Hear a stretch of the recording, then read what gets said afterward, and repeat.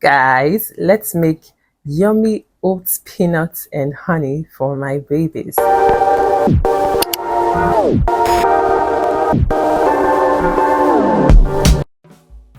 So I blended the oats for it to be smooth so that it'd be easy for them to actually take it.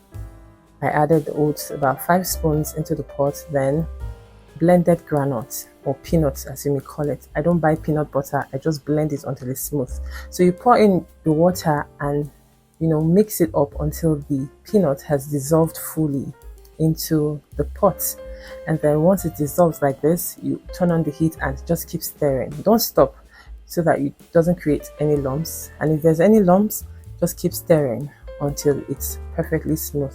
Put it in a plate and you add your milk and honey and stir, and that's it. My children love this.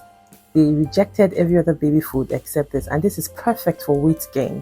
It is nutritious, it is yummy, it is everything your babies need. So if you like this, kindly like, comment, and subscribe to my channel.